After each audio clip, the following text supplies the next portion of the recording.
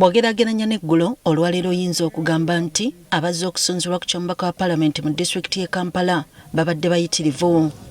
Akakiiko katandise omulimu guno ku ddakiika 27 ezibadde ziyise ku ssaawa 3 ez'okumakya.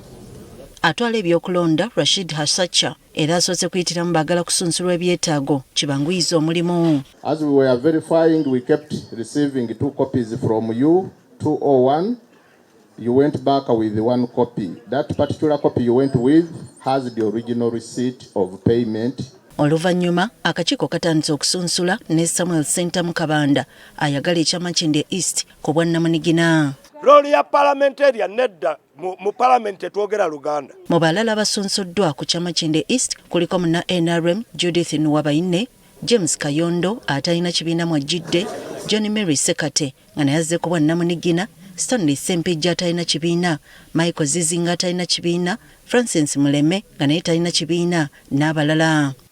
Ate Makindye West akakiiko leero kasunsudde Expirito Kizito atalina kibiina mwajjidde, Moses Kanyangoga Lukundo owa FDC, David Musiri eyasaze eddiiro okuva mu NUP n'ajja ku kadi ya DF, Vincent Okumu owa UPC, David Mulowooza Kayondo atalina kibiina, Safina Sebagala Namuyamba owa ANT n'abalala. Safina Sebagala as a duly nominated candidate. Abantu be Makindye West tebalonda bulonzi kibiina ube kibiina ekikulembera oludda oluvuganya. Abantu be Makindye West balonda busobozi. Mobilization tubadde tugikoze era tugenda kwongeramu we twali tukomye we tugenda okutandikira. Ate Kawempe abaagala ekya South Madina Nsereko Ntalo wa NRM, Talik Musa Kyagulanyi Dafala Sekanjako owa Common Man's Party, Hassan Senkongo wa PFF, Faizo Damulira, Dr. Roy Semboga atalina kibiina mwajjidde n'abalala basunsuddwa. Nti abakkiriza nti Kawempe yabannakawempe batukwateko kampeyini yaffe eno atugigguse. Wano Semboga nga tannasunsulwa akiikidde akakiiko k'ebyokulonda ensingo okuba ne kyekubiira mu kusunsula. Waliwo omukyala bamugjeeyo ali ku desika bamugje international bamugje Kawempe.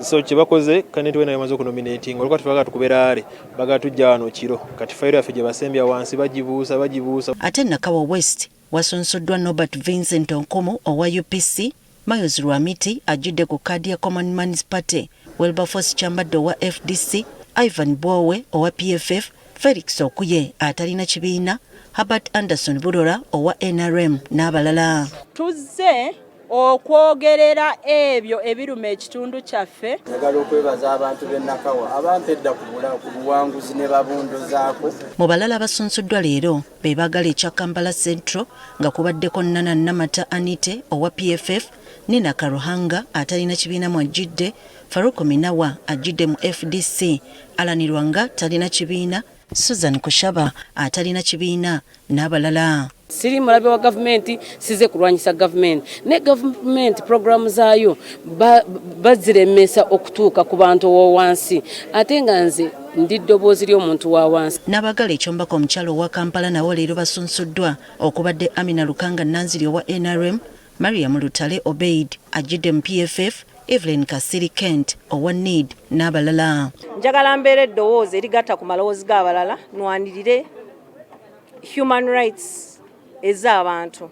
Ate abalubaga South kubaddeko Mbaziira Muso wa NRM, Adam Shift Mugga atalina kibiina mwajjidde, Alex Bukenya, John Kenny Luchams nga wakwatira Conservative Party bendera n'abalala. Nolwesi ekyo bagasta ndaba nastange sanyusi nyonso nnyo okubestera Western. Ate mu Lubaga North leero akakiiko k'ebyokulonda kasunsudde Margaret Rahire owa Ecological Party, Simon Peter Sebuufo n'abalala. Akulira ebyokulonda mu disitulikiti ya Kampala atubulidde nti omulimu gw'okusunsula kugenza okuggwa ng'abantu 113 be bakakasiddwa okuvuganya ku bifo eby'enjawulo mu Kampala.